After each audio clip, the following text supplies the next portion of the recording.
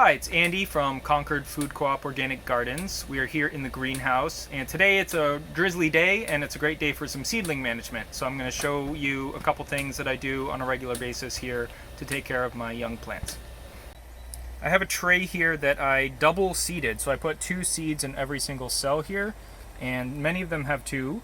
And I'm going to go through and I'm going to thin these all out so that they have 1 plant in every cell. This gives each plant more space to grow its roots and less competition, both above ground and below ground. I like to thin them out when they're really small, and that way I'm not disturbing the other plant. If this develops a root system and then I pull it out, it might interfere with the other plant.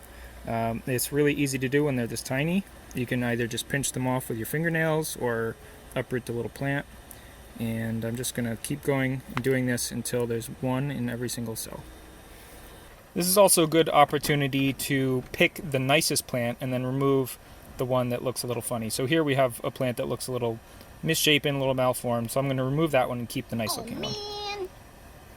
These here are tomatoes, and I started these inside in a 128 tray, but this is not enough room for this plant to grow to its full size before I plant it out in the greenhouse. So one of the things that I'm going to be doing today is potting them on. That is, taking them out of these smaller containers and placing them into a larger container to allow them to continue to grow.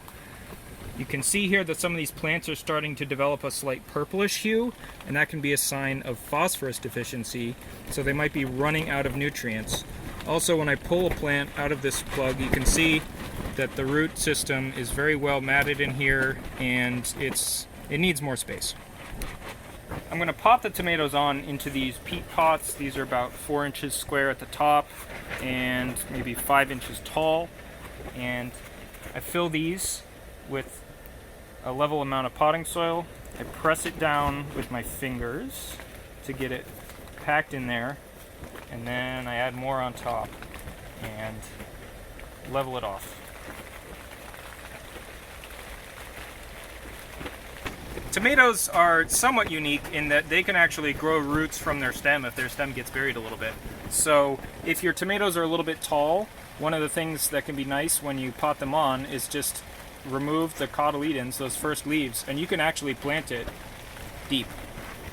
So I'm going to take my dibble here and I'm going to poke it all the way down to the bottom of this pot and drop this guy down.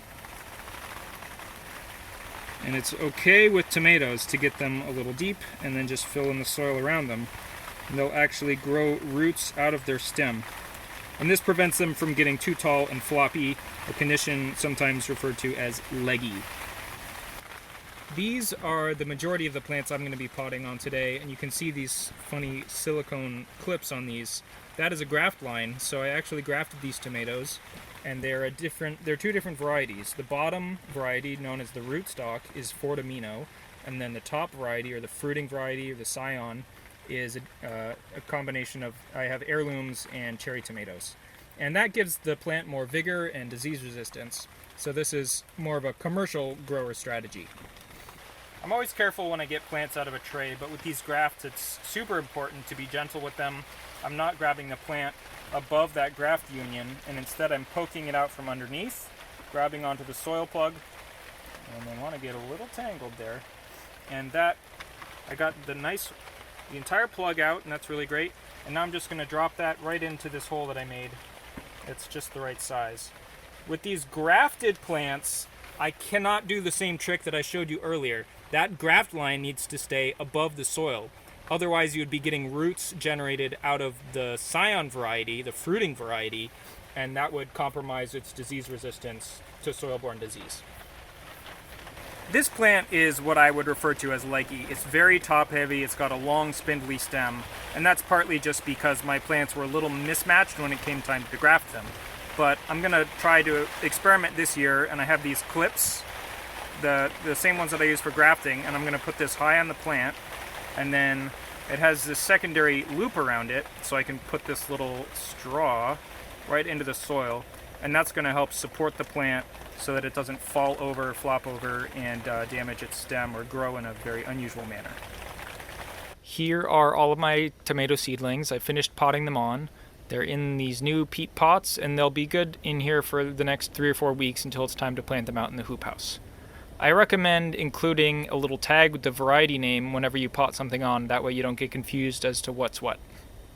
So just to summarize, potting on is a really important step in the whole gardening process. It gives your seedlings room to grow and expand as they need to. And it's important to do that in a timely manner. Make sure that you're checking your plants, pulling them out, seeing if their roots are getting root bound, and moving them onto larger containers when they need to. I hope you enjoyed today's video, and good luck in all of your gardening pursuits. I will see you again soon. If you're in the mood for real food, it's Concord Food Co-op.